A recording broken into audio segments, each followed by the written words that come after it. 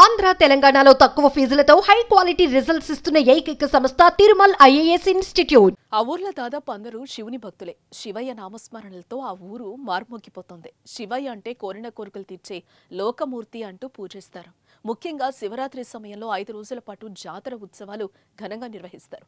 ఈ జాతరలో దాదాపుగా 5 గ్రామాల ప్రజలు పాల్గొంటారు. అందరూ కలిసి ఐక్యమత్యంతో జాతరను విజయవంతం చేస్తారు. దాదాపుగా 100 ఏళ్ల క్రితం నుంచి ఉన్న ఈ శివుని గుడి చాలా పవర్ఫుల్ అంటున్నారు స్థానికులు. ఇంతకీ ఇది ఎక్కడుందో తెలుసుకుందాం.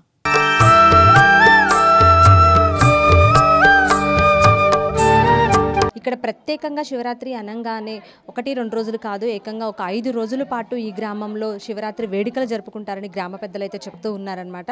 సో ఇక్కడ విశిష్టత విశేషాలు గుడికి సంబంధించి చాలా పురాతనమైనది, అంతేకాకుండా చాలా మహిమగల చరిత్ర ఉందని చెప్పడం జరుగుతుంది. సో ఆ చరిత్ర ఏంటి, ఎంత మహిమగల శివాలయం ఇది, ఎంత పురాతనమైనది అని వారి మాటల్లో గ్రామస్తుల మాటల్లో అడిగి తెలుసుకునే ప్రయత్నం చేద్దాం. మీకు కూడా తెలిపే ప్రయత్నం చేస్తాను. అది ఖమ్మం జిల్లా చింతకాని మండల కేంద్రానికి కూతవేటు దూరంలో ఉన్న నీరడ గ్రామంలో పురాతనమైన శివలింగం ఉంది. ఇది దాదాపుగా 100 ఏళ్ల నాటిదంటూ అక్కడ గ్రామస్తులు చెప్తున్నారు. అయితే కొన్నేళ్ల కిందట ఆలయాన్ని పట్టించుకోలేదని, కానీ ఇక్కడ శివయ్య లీలలు చూసి మళ్లీ నిత్యం పూజలు చేస్తున్నట్లుగా స్థానికులు చెప్పుకొస్తున్నారు. అయితే తాము దాదాపుగా 50 ఏళ్ల నుంచి శివుణ్ణి కొలుస్తున్నామని, ఇంతవరకు తన గ్రామానికి ఎలాంటి సమస్యలు రాలేదంటూ గ్రామస్తులు చెప్పుకొస్తున్నారు.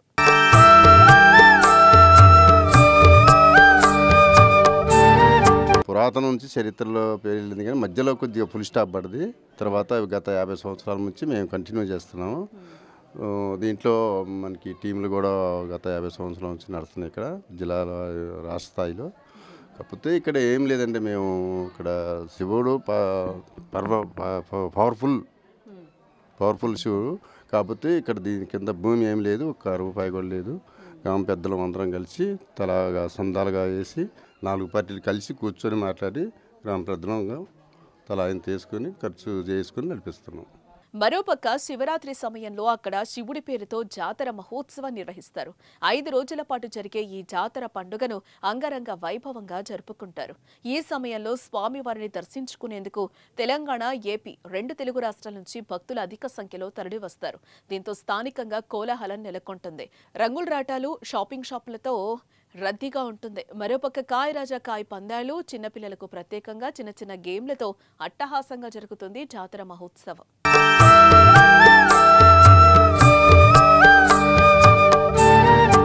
గోపి గారు, అంటే ఏంటి మీరు కూడా కాయరాజకాయలో పార్టిసిపేట్ అంటే ఆడుతున్నారా? ఆడడానికే వచ్చాం. అంటే ఏంటి అసలు నార్మల్గా జాతరలో అనగానే ఇలాంటి ఎక్కువ పెడుతూ ఉంటారు. అంటే సరదా కోసం ఆడే ఆటలే అందరికీ తెలిసిందే. అంటే ఎలా ఎంజాయ్ చేస్తూ ఉంటారు? ఈ ఓన్లీ జాతర 3 రోజులే కండి, దానికోసం ఆడడం కోసం. ఎంతెంతలో స్టార్ట్ చేస్తూ ఉంటారు? 10 రూపాయలు, 20 రూపాయలు, 50 రూపాయలు అలానే. వీటన్నింటికి మించి నీరడ గ్రామంలో జాతర అంటే ముందుగా గుర్తుకొచ్చేది కబడ్డీ పోటీలు. ఈ పోటీలను నేతాజీ యువజన సంఘం ఆధ్వర్యంలో దాదాపుగా 45 ఏళ్ల నుంచి నిర్వహిస్తున్నారు. ఈ కబడ్డీ పోటీల్లో పాల్గొనేందుకు 2 తెలుగు రాష్ట్రాల నుంచి క్రీడాకారులు హాజరవుతారు. అయితే జాతరలో ఈ కబడ్డీ పోటీలే కీలకం. దీంతో కబడ్డీ గేమ్స్ ను చూసేందుకు ప్రజలు పెద్ద ఎత్తున తరలివస్తారు.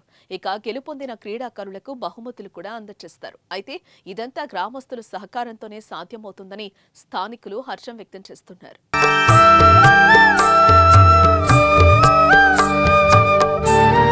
ఇక్కడ క్రీడా పోటీలకి శివరాత్రి సందర్భంగా నిర్వహించే క్రీడా పోటీల యొక్క ఈ ఏరియా యొక్క ప్రాముఖ్యత గత 45 సంవత్సరాల నుంచి ఈ పోటీలు ఏకదాటిగా 2 రాష్ట్రాల స్థాయిలో ప్రతి సంవత్సరం నిర్వహించడం జరిగింది.